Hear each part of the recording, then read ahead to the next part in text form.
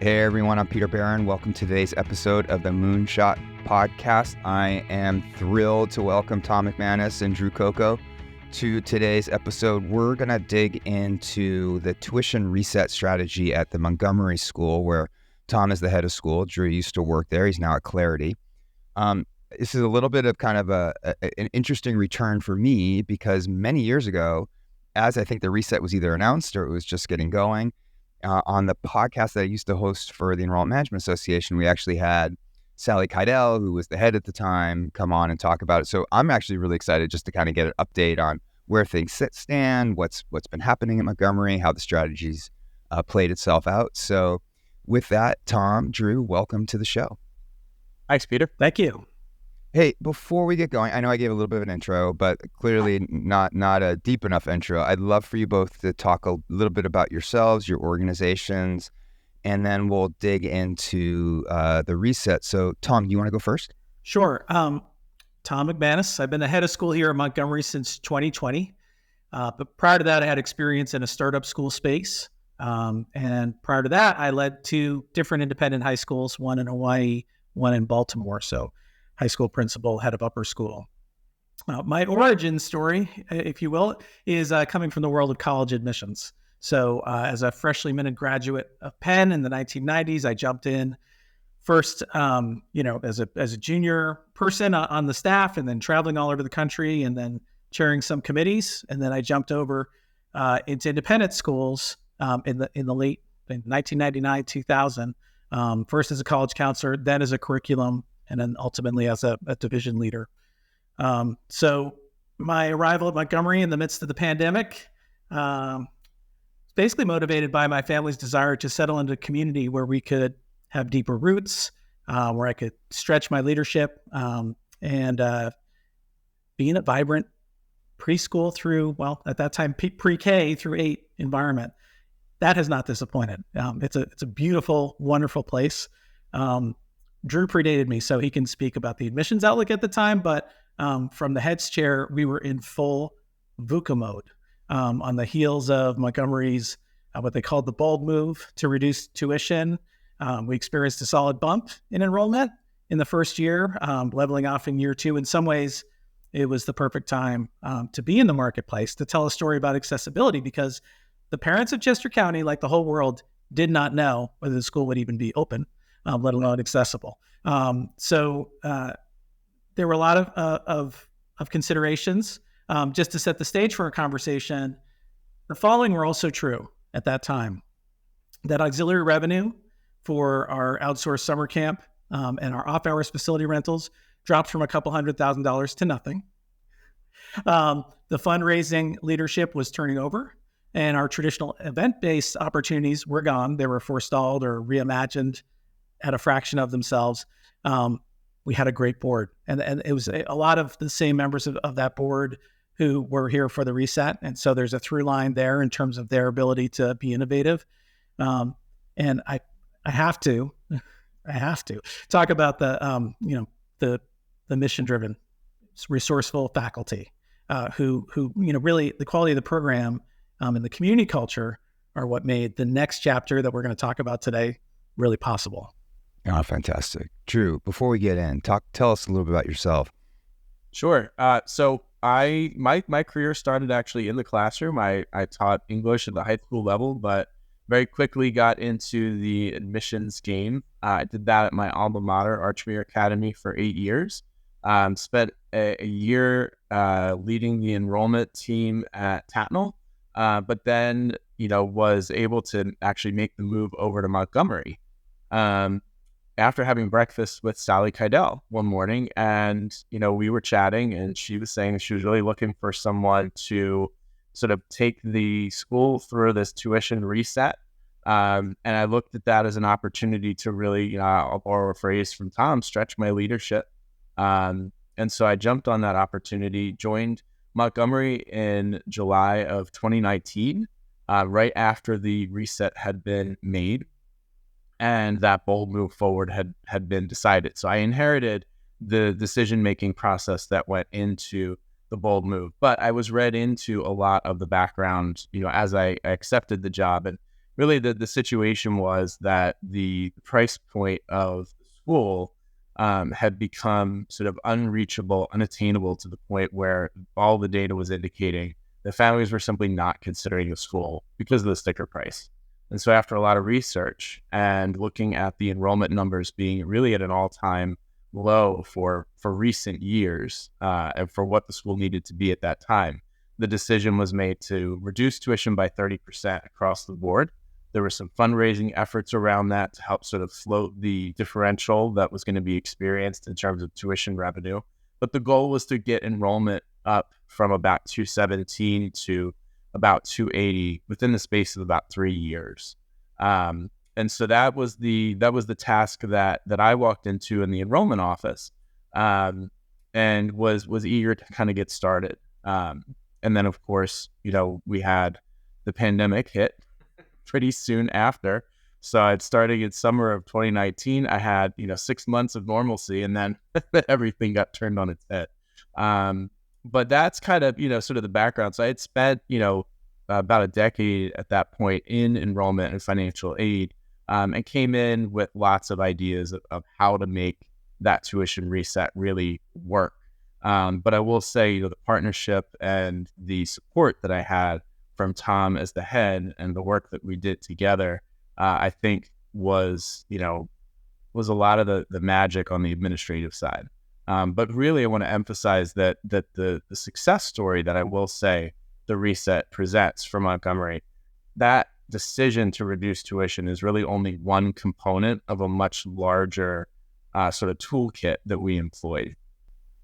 Yeah, I was going to ask that question because I've spoken with a few schools now that have successfully implemented resets, and I think in some ways resets get a bad name, right? Like there's this I think common viewpoint that they just don't work, right? And maybe resets alone don't work. And I think that's a fair read.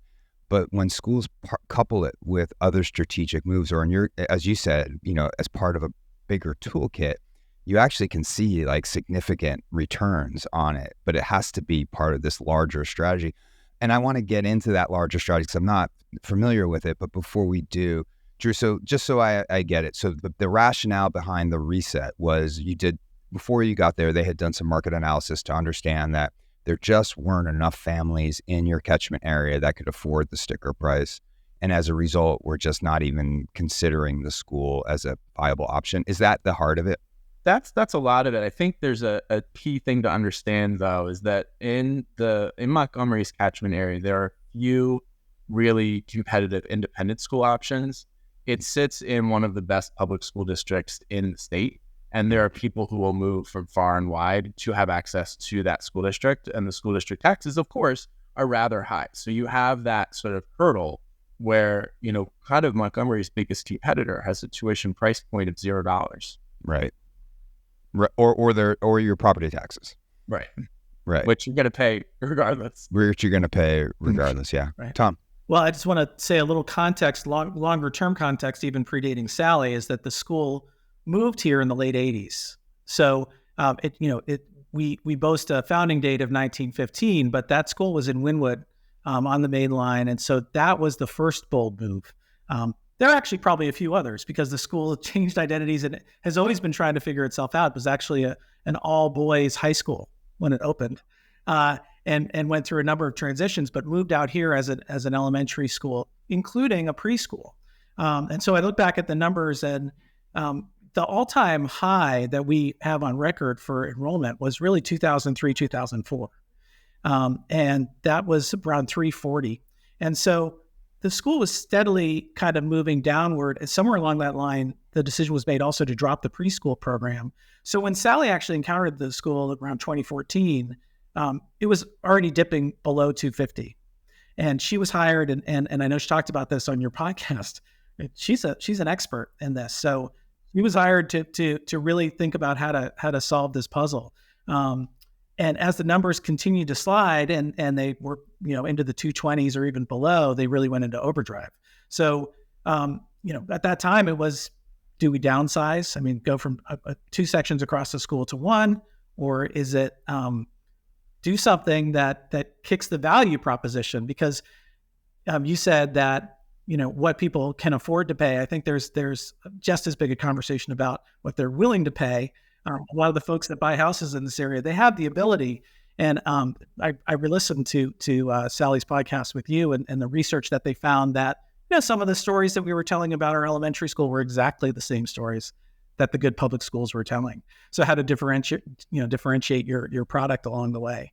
But I'm still in awe over the relative speed that they did that and the research that went into it. Yeah, and I'd love to understand about the value prop, because I think you're right. Willingness to pay is such a good way of framing it. I actually just released a podcast with Jim Brewer in Utah at McGill School, and he talks about willingness to pay as well.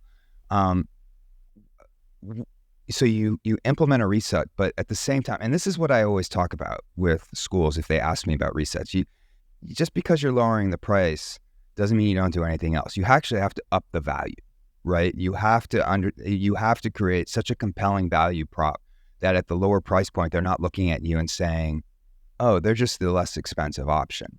Instead, they're looking at like, oh, no, like this is the option. So how did you up your value prop, or what kind of work did you do there? First to identify it and then to communicate it.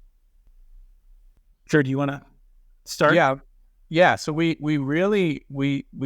sort of took a step back and we thought, what's the story that we want to tell about Montgomery, rather than try to tell the story of we're here for everyone.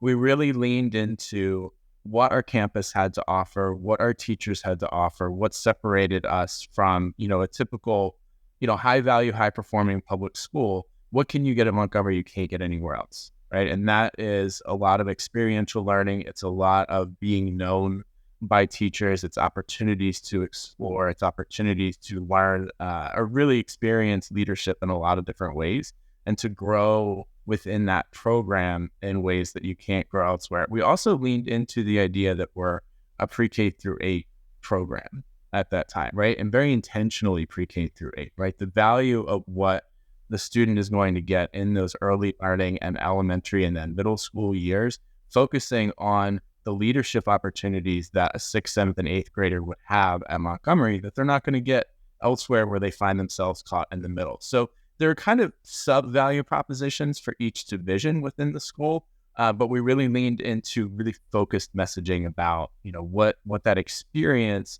and the investment in that experience can return, both tangibly and intangibly. So a couple questions about that. Did you do any work with families to identify the value prop? We did a lot of work with families. We spent a lot of time interviewing them, hearing their stories. We did engage a couple of outside firms, but we did a lot of internal work as well. Yeah. And so once you identified those differentiators, once you really kind of honed in on the value prop, were there new programs that emerged out of that to really codify it? Yeah. Tom, you want to talk about those? Yeah, well, I kind of want to talk about that. Value prop is directly related to NTR, because there's an NTR story here, which is just as much of a story as the reset, because the reset created a good number of suddenly they were full pay families, right? Right. But the value story and the need to raise the enrollment numbers kept us firmly in that tuition revenue model an approach. So through the reset, and Drew can reach into his memory banks to confirm this, but there were a couple of years of sort of flat or declining NTR right after, right? So where we had an admissions bounce, we were actually seeing less money per student. And the part of that is of course the effort to make good on the enrollment, but also we were in a dogfight. So as the value proposition began to flip, you cannot understate the impact of COVID and that lens on all of our schools. But we saw increased interest, we saw more willingness to invest in school from families. At the same time, in my first year with board members, I created what we called the MI2, which was the Montgomery Innovation and Impact Task Force. So this was, you have the tuition reduction initiative, which was huge and innovative. But that spirit of innovation, which I noted, some of these board members that jumped in on this innovation task force were the very same ones who were involved in the reset. and recognized that this was just one lever. And the one lever did not raise the water level for everybody. So the MI2 really wouldn't have been possible without that. We also connected with Brett Jacobson from Mount Vernon Ventures, and he worked with our leadership directly on just a conversation about what is innovation, because it can be a big and scary word. So everything from changing a little bit to streamlining one part of the program to wholesale program change. So the charge of the MI2 was actually to both to ideate different parts of our, which we came to call and still do our platform, so the business, the place from which we do all of the business for the school, and then try to ingrain in the board, attempt to ingrain those innovative practices going forward. So we developed a bunch of specific recommendations. I don't know if this is what you're about to ask, but we kind of had categories of things that we actively considered, from partnership with other schools, partnership with other organizations in the community, specific program enhancements, just kind of alternative revenue, which were non-program, additional rentals, franchising, putting Montgomery's label on something else outside of the school, deeper school partnership or even mergers. And I think these are ongoing conversations. Consulting, are there people on our staff who can be part of a consulting effort to other schools? Are there facility use agreements, which are kind of non-traditional? These are the things that I still check in with, and with members of the board. Like, it's great to have a direction of where we're going, and we've managed to do some really great things. So can I give just a micro case study of that? Oh, please. This is the stuff I love. Okay. So one of these efforts was the SALT Playhouse. So SALT Performing Arts is a community theater group. And in the midst of our enrollment slide, we had discontinued that preschool program. So this was a group that they're serial entrepreneurs. They have a spirit, they have a mission that closely aligns with ours. In fact, some of the words are word for word about supporting all, youth and empowerment and making an impact in the world. And so they had been off and on in conversations with us. We also noticed at the end of the day, our kids running off campus to go do their programs, right? So was there a way that we could work together? And what we ended up doing is they had started this little preschool in a church in Westchester. And at one point we said, we have empty rooms. Why don't we kind of whitelist you as a Montgomery program, keep offering your program, restore for us a pipeline of 3-year-olds. And so our initial kind of memorandum of understanding was kind of wide open, and conversation with the board, like, what does this mean to have another organization sort of operating within you? I mean, we quickly, because of our scale, the scale helped them a lot, right? There were a lot of things then they didn't need to do. And there were probably ways they were operating solo in the environment that weren't healthy and they didn't have the full protections they needed coming into an accredited school. Those things were taken care of. And so we've grown together, and that readopting that preschool program, that's, I've tried these different kinds of partnerships, and we've had to varying degrees of success. One of the nice things about doing it this way is that you get an opportunity to try something on, right? So while they maintained a separate identity, and they don't any longer, they're now fully part of the Montgomery program. We switched the name around, so it's the Playhouse. They have been the SALT Playhouse at Montgomery School. Now they're the Playhouse at Montgomery, created by SALT. So they really are just recognized as fully part of our program. Was that a merger? In a way. Yeah. Are they still their own 501c3? SALT is still their own 501c3, but they're not operating any other preschool operations. This was sort of a passion project, a side project of theirs. And the folks that have been involved in that are now Montgomery employees. But it opened up other doors for us too with them. So when we built a new space, an innovation space on campus, we made sure to include a theater-sized and youth theater-sized space. And now we rent that out to another branch of their organization in the summer, more auxiliary revenue. So it's a great story. But I can tell you, we'll talk to anybody. And we have had other false starts. We've had places we've gotten to where the the mission doesn't really align. We've gotten to a place where the ability on the other side wasn't in the same place. Maybe it was a small operation and they didn't really have the sophistication to work with us. We have other conversations in the pipeline, even now, where we hope this will turn into something that is additive for us and additive for them, like a true computer. And so when you say additive, are you thinking like, what are the metrics when you say additive? Well, the Playhouse program has gone from, hey, you guys, we'll decide we're going to run this for sure. Remember, Drew, we're like, the agreement said, if we get to like January and we have at least an average of 8 students a day in this classroom, then we'll have enough to pay your teachers. So that there was a go, no go. And at the go, no go, there was a profit share arrangement when we were 2 separate organizations. And then there was an elevator from there if we could get up to 14, to, get up to a full room, which we were able to do. And then the following year, we were like, whoa, we're under pressure. So the program now has 2 full rooms. And instead of a profit share, we have what feels more like a licensing agreement. In other words, I mean, we did agree, like there's some of the core things about their belief, their language that we wanted to preserve. So that you are in a SALT supported environment, but we run the day-to-day program. Truly, we run it with people that they brought to us, and they've been exceptional at finding teachers for that program and helping us staff it as well. So I just want to recap what I heard, and correct me if I'm wrong. So you have what you call a platform, which I assume is like all of these initiatives kind of build on top of that platform. Am I understanding the platform correctly? We talk about the platform where another school might talk about the business of the school. Okay, got it.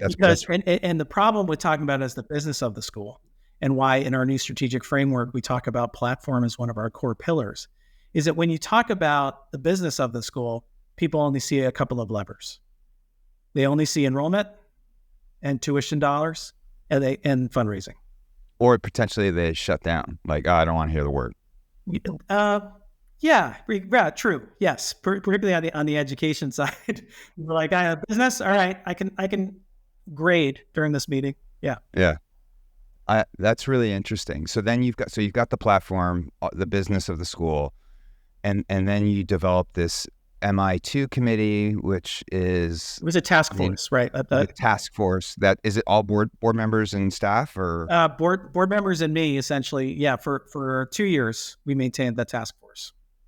And every task force we create, one of the pieces of the charge is to embed the work of if this is something important enough to do a task force, we want to embed that into the board, so it really belongs to the executive committee and to the finance committee now. But we'll need to go back and refresh the innovation side of it, particularly as things do improve, because it's very easy to say, okay, well, we solved that problem. There's a lot more we need to think about. The model as a whole going forward needs continual innovation. 100%. What I'm hearing is a lot of iterative work, which I think is a message that I stress often. So then you have the task force. Now it's embedded into the board. And really what it's designed to do is to think creatively around opportunities that are mission aligned, purpose driven, that provide, new ways for Montgomery to grow either on campus or off. Yes. Right? So excited. It's really exciting. So kind of, I want to bring it back just for a second to the reset. So you executed this reset. I think I heard you say that you had like the first year bump, and maybe it leveled off a little bit in the second year. Yeah. Yeah. So yep. Go ahead. With that first year bump. So what happened was the enrollment had been sitting around 210, 214, and it's still only around 217 when I walked into the office July 1st of 2019, and we needed to open at 250. In a month and a half, 2 months. And we had, a pipeline that was, mostly dried up. The phone wasn't ringing. Frankly, I was panicking a little bit. I remember saying to Sally, I'm like, it's really too quiet for where we are right now. And so I really kind of pulled out all the stops, and I started back from square one. And we did, we sort of, again, pulled out every trick in the book to try and get that number to 250 because that was a mandate, right? So we did in that first year to a large degree disregard what the tuition revenue per student was going to look like in that first year. The mandate, the goal was get to 250, fix the revenue afterwards. And so we did open at 250 right away. And then my next task was, let's fix the revenue while still trying to grow the school. And so as I was working on that project, of course, then the pandemic hit. And that just threw all of the modeling that anyone had ever completely out the window. And I remember spending that first summer on the phone. I spoke with every single family that was in our pipeline, every single family that had been enrolled at Montgomery on the phone all summer with them, reassuring them, talking about what things were looking like, updating them in a really personal way as to sort of what the plan was and how we were going forward in this new pandemic world. From there, though, we were able to hold steady, which was an achievement in and of itself from an enrollment standpoint after being rocked by the pandemic.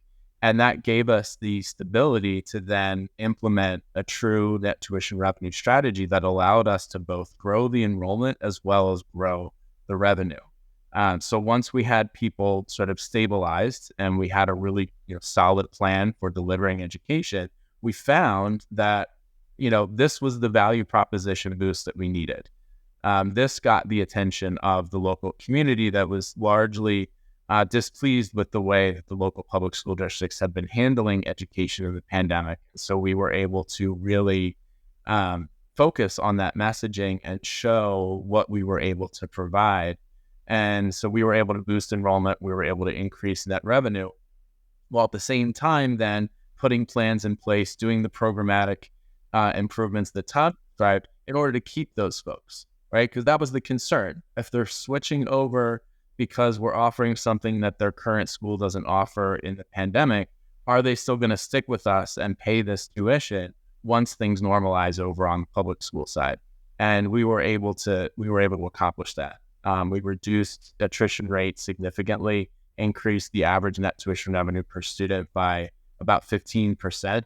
We went from working on about $1 million deficit on a $5 million budget with no endowment to having $1 million surplus, and reaching that 280 mark right before I left, or right as I left Montgomery to help get Clarity off the ground.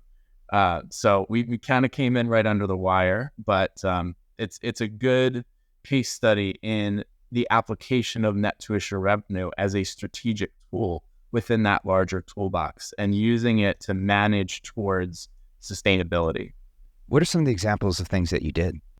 So for one thing, we did some basic math, right? We took a look at, what enrollment do we need to achieve? What does that look like on a division per division basis? What are we currently looking at in terms of our discount rate for each one of those divisions, right? What is it, in essence, what does it cost to bring in a middle schooler versus what does it cost to bring in an elementary school, first grade, kindergarten, right? And so then we would manage our discount rate or goal for each of those divisions towards, what was realistic. So for instance, it was more difficult to bring in middle schoolers because, it's a harder sell to say, hey, come here for 3 years, as opposed to have somebody come in pre-K or kindergarten, where they have more longitudinal, time in the program. Another thing that we did was we got a little creative with the way that we were responding to families when they would say, well, we really want to invest in our kids' education here, but we weren't planning for this. The pandemic came out of nowhere. This wasn't part of our plan. And so what we would look at was, instead of just a 1-year snapshot of what does their discount look like from a tuition assistance standpoint, what would this look like over 3 years? So for instance, say, all right, this family should be paying you $15,000 in tuition. Instead of saying, come in and pay $15,000 in tuition for your first year, we'll ramp you up over the course of 3 years. So maybe this year you pay 12, next year you pay 14, and then from there you pay 15, assuming that your financial circumstances stay the same. This gives you that cushion that you needed to do the planning. And so that yielded a lot of enrollment where, if we had sort of just stuck to the hard and fast, it's 15 or forget about it, we would have lost a lot of that enrollment.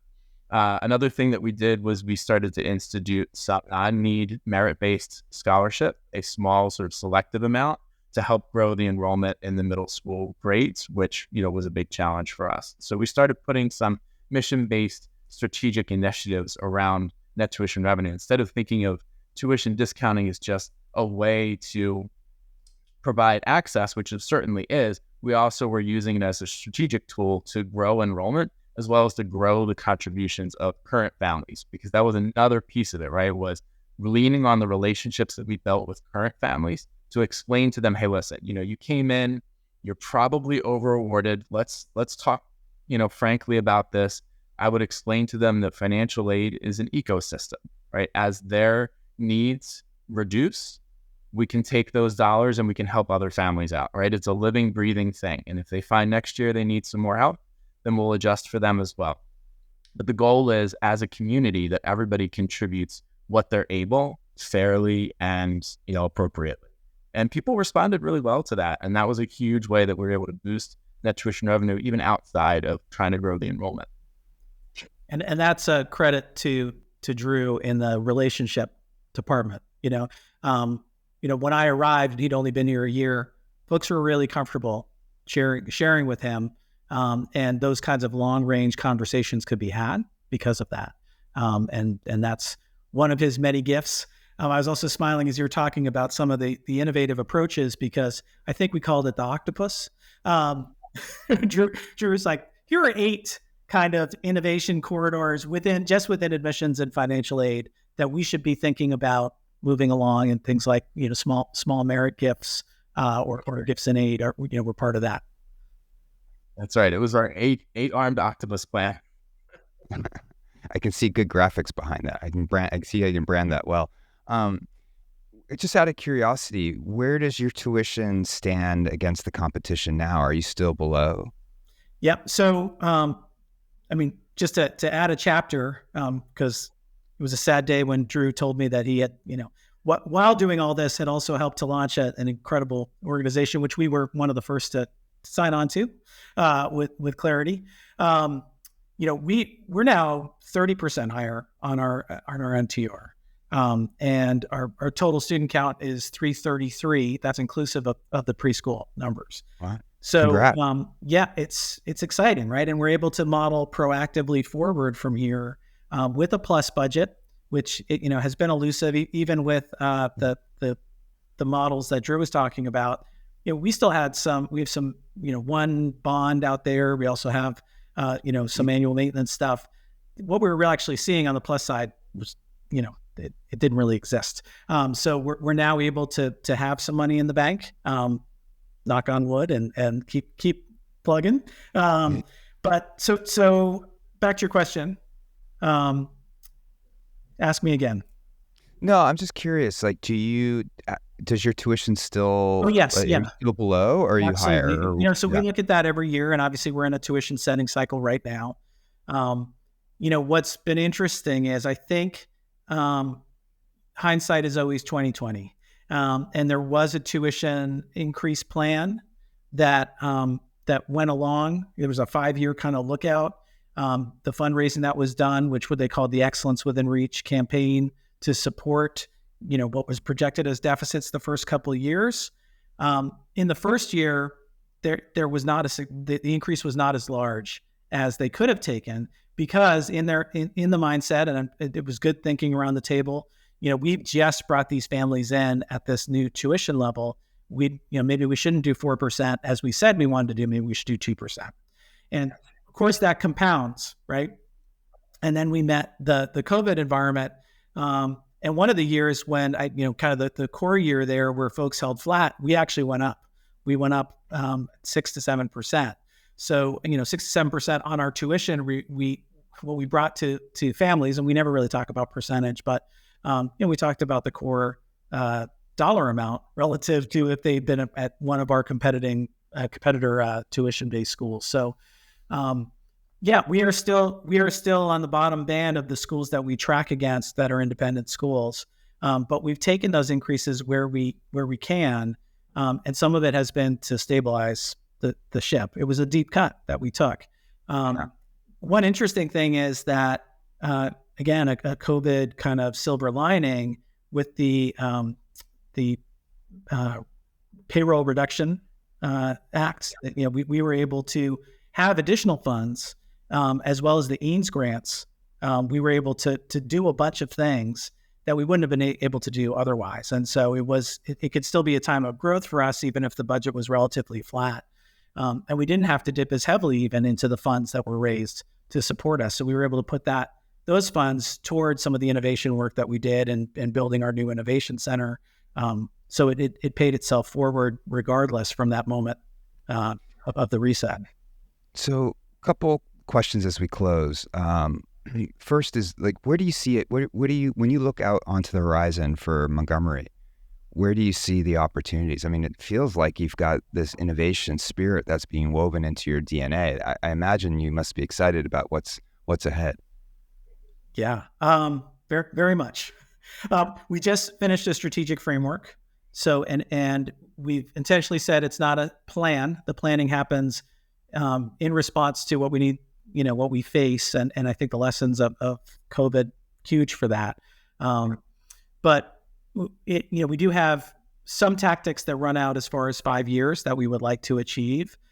We have just made one significant move, which is we've reincorporated the 5th grade back into the middle school. And I say back because, again, if you go back in the history of Montgomery, there was a time when 5th grade was part of the middle school. And it's been really well received. What it's enabled us to do is loop our 5 and 6 teachers. We already were looping our 7 and 8 teachers. So you're getting those teachers in 7th grade and having them again in 8th. But we had this weird kind of orphaned year of 6th grade. And so when we want to have a full staff, I'll use math as an example. We were kind of borrowing and stealing to get those math sections covered. Great people teaching them, but it wasn't a program, didn't have a program identity as strong as it does now. So that's great. Also, a bigger middle school in terms of all of their programming makes it a more desirable place to be. When you have just 3 grade levels and one might dip to 20 or something like that, then kids are starting to say, is this as full an experience as I want to have, or just the friend groups and all those kinds of things? One question that I have had since I arrived, and I think it's probably coming from the startup environment too, it's a variation on the strategic planning question, which is, who else cares about Montgomery? And the strategic planning question is often, if you disappeared tomorrow, who would notice? You can create more avenues for care, right? If you are authentically interacting with your neighbors, interacting with the community, and you are reaching outward, and it has a additional bottom line, right, is that the more communities you touch, the more conversations there are, the more folks are going to get into the pipeline for admission. But we have really close ties to historic Yellow Springs, which is a historical area next door. We can't give each other funds, but we can give each other a lot of recognition. We've even shared board members, expertise, and a lot of common cause. And our middle schoolers, that leadership piece that Drew talked about, they're over there all the time, leading programming. In addition, then maybe to signing up for classes that they offer in their art studio. Recently, we had a local engineering company who they have a very altruistic bent, and they give each of their employees like, hey, you can give $250 to any nonprofit. And we had a parent in our organization who was starting to whip people and say, give your money to Montgomery. But we also had these 8th grade projects called Design for a Difference. And we said, what if the money's great, but what if we go to these folks as well and say, why don't you come be mentors to these kids through that process? And so now we have them coming and creating a real bond where these kids know adults in the community. And a cute story, impactful story, is that we had an 8th grader last year who was thinking about all the mud the kids track in from the sports fields, and really about the cleaning staff, and like, this isn't fair. Like, we leave this every day. It's gross. And so her 8th grade project was, what if we found a sustainable material where we could build a walkway that cuts down on the mud path here. And this engineering company, the mentors were like, this is really cool.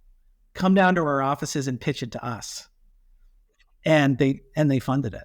So now we have a walkway which was completely student designed and student created. So those kinds of partnerships, they keep paying back in ways that you don't expect, but it comes from the idea that I refer to us as independent instead of private. That even though, Drew will tell you, the first thing people say is like, oh, I've driven by here 100 times. I didn't really know what it was. We want them to take the turn, come in, have a reason to come. Look, a community has a heartbeat, right? And you want to be part of that heartbeat, which means, really building those kind of public partnerships are so critical for independent schools. Weaving your way into that community fabric. Goodness gracious, good things happen. And it sounds like you all are well on that way. Hey, last question as we close. So, and I always ask this question.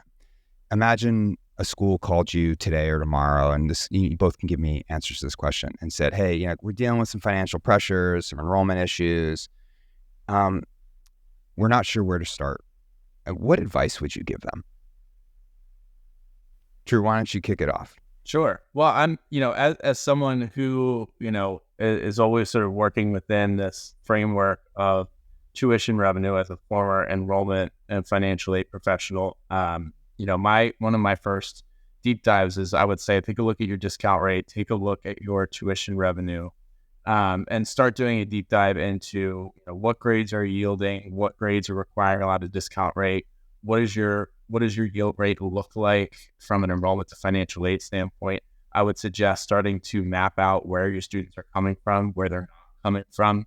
And I would also say, and this ties a little bit back to what Tom was just talking about in terms of, how we're sustaining, or how Montgomery is sustaining the enrollment as well as the revenue story, is this question of peak market value. And it's something that I like to talk about in net tuition revenue presentations, which, you can do really simply. What you do is you map your tuition rates over a period of years, say take 5-6 years, and you map that on a graph of a line.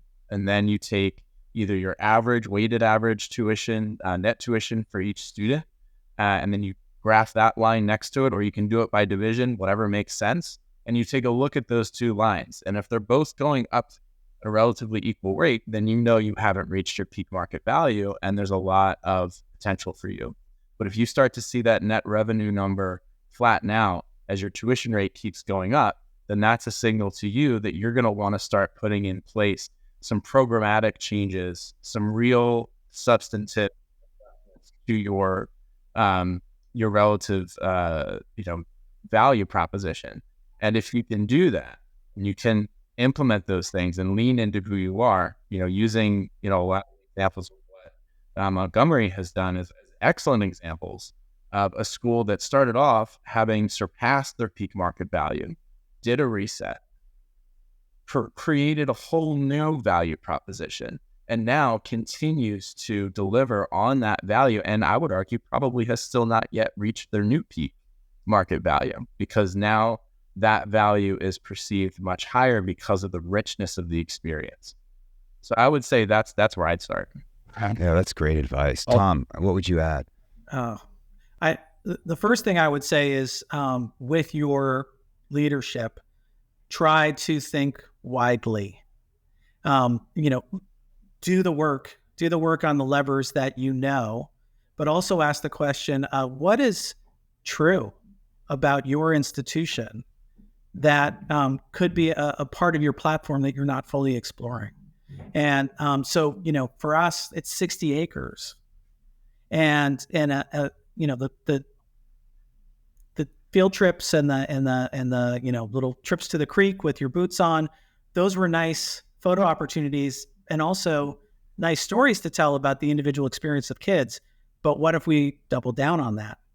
How many people go to school in an environment like that? How can we tell that story more deeply, right? So we created outdoor learning spaces and a classroom by the creek, and just think about what's already true. But in terms of that platform as well, we are unique in standing out here as an independent school that serves a population that is, by and large, very able and interested in pursuing higher levels of education. That's also a reputation. Like, can we leverage that reputation to either bring others in under our umbrella, or to bring something that we, might be saleable in the community out to them, while you're doing everything else? I mean, the board and Sally did a tremendous job in the research side of this and swallowed hard to take that leap. That's a huge step. You have to do it all. You have to do all those things at once. But it starts with asking the question of, what is that whole platform? What are the things that are true? And I'll say one more thing. The people are everything, and that's just it's a truism. It feels like you can't say it enough. And even in the years that this school was experiencing challenges in terms of the balancing of the budget, to be able to stand in front of the faculty and say, the board recognizes we may run a deficit this year, or we surely will run a deficit this year, and you're getting an increase. And we need to make sure that you have the tools that you need, because nothing will kill innovation and growth and good feeling more than a sense of scarcity.